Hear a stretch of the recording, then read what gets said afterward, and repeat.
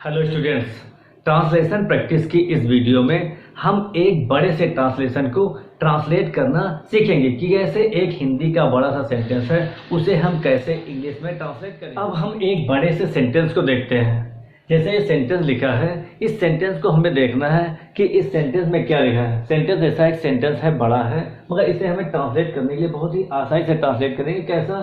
जैसे लिखा है सेंटेंस, भारत के पवित्र धार्मिक साहित्य में आध्यात्मिक उन्नति के लिए भारत के ऋषियों, महर्षियों तथा विद्वानों ने जो नियम निर्धारित किए हैं वे संसार के इतिहास में अद्वितीय हैं। जैसे अभी आपने छोटे छोटे सेंटेंसेस को ट्रांसलेट किया एक लाइन के सेंटेंसेस से, तो उन सेंटेंसों को अभी बहुत ही आसानी से टेंसेस के चाहे प्रेजेंट हो चाहे पास्ट हो या फ्यूचर, बहुत ही आसानी से उन सेंटेंसेस को हमने ट्रांसलेट कर लिया है।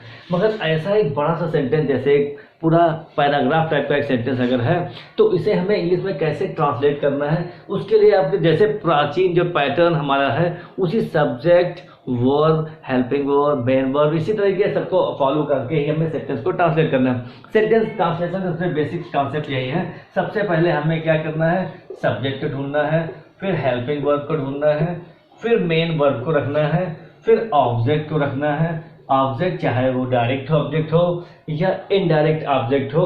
फिर उसके बाद हमें रिमेन को एक एक करके जोड़ते चले जाना है। तो अगर सेंटेंस का ट्रांसलेशन करना है तो इस सेंटेंस में हमें देखना है कि इसका सब्जेक्ट कौन सा है। जैसे भारत के, तो के मतलब रिमेन, पवित्र धार्मिक साहित्य में, पवित्र धार्मिक साहित्य में, ये भी रिमेन क्या है, लास्ट गया।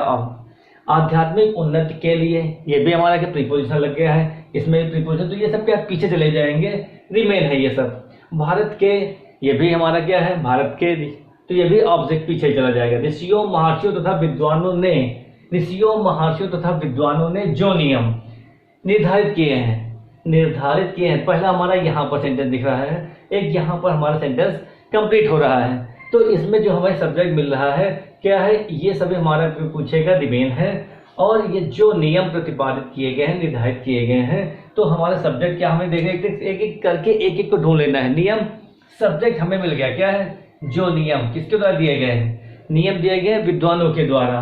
तो सबसे पहले हमें दो नियम को, इसको सबसे पहले फॉलो कर लेना है, इसको सबसे पहले आगे लाना है। निर्धारित किए गए हैं, वे संसार के इतिहास में अद्वितीय हैं। तो हमें यह पता चल गया कि इसमें सब्जेक्ट कौन है, नियम, और कौन से नियम, जो वो नियम जो रूल्स हैं उनको इंग्लिश में हम कहते हैं नियम।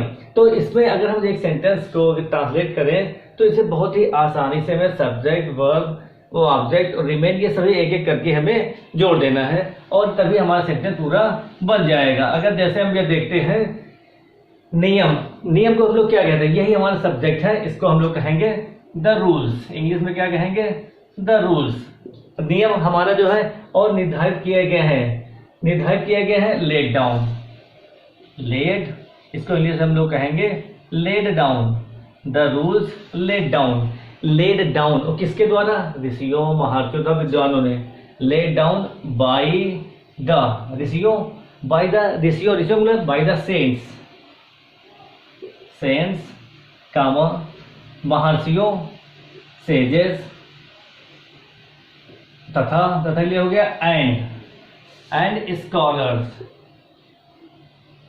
स्कॉलर्स, इतना मिल गया हमारा सब्जेक्ट।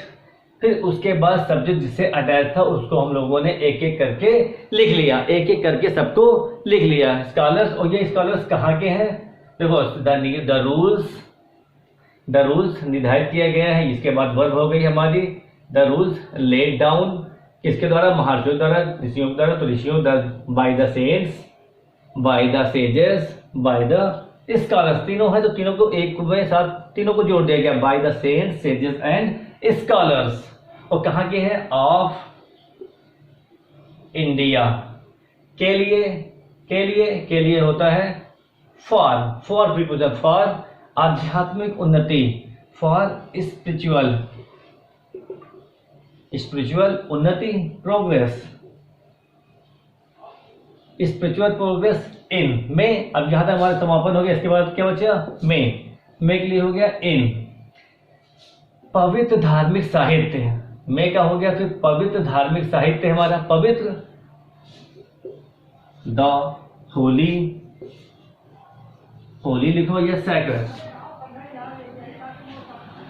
सैक्रेड, होली या सैक्रेड, और सैक्रेड हो गया, और धार्मिक रिलीजियस, रिलीजियस लिटरेचर, लिटरेचर, और कहाँ का है ये, of India, literature of India. तो पूरा हमारा यहाँ तक पूरा इतना हमारा पूरा कंप्लीट हो गया, ये लाइन दोनों तीनों लाइनें कंप्लीट हो गई। अब बचा क्या, वे संसार के इतिहास में अद्वितीय हैं, वे संसार के इतिहास में अद्वितीय हैं। तो यहाँ तक इंडिया, अब इंडिया हमारा यहाँ पर ऑफ इंडिया, अब यहाँ पर क्या अद्वितीय है के लिए, है के लिए होता है इंडिया, और अद्वितीय यूनिक, यूनिक या matchless in the history, in the history, एक एक करके हम जोड़ते चले आ रहे हैं, in the history of the, of माने का के लिए हमेशा ऑफ का यूज होता है, प्रीपोजिशन ऑफ, और कहा संसार के, ऑफ द वर्ल्ड। तो ऐसे चाहे इतना बड़ा सा सेंटेंस क्यों ही ना था, आपने उसको सेंटेंस को अगर सबसे पहले उसके सब्जेक्ट को अगर आपने देख लिया है तो उस सब्जेक्ट को हमने निकाल करके उसके वर्ब रख के और उसके बाद एक ऑब्जेक्ट एक एक करके सबको पूरी तरीके से सिस्टमैटिक रखते हुए पीछे से एक एक पकड़ के उसको सिस्टमैटिक ला करके हमने उसको बैठा करके सेंटेंस को ट्रांसलेट कर लिया है। चाहे जितना भी कठिन सेंटेंस क्यों ही ना हो, चाहे जितना बड़ा से बड़ा क्यों ही ना हो, चाहे जितना कठिन क्यों ना हो, तो उसे बहुत ही आसानी से उसको हिंदी से इंग्लिश में ट्रांसलेट किया जा सकता है।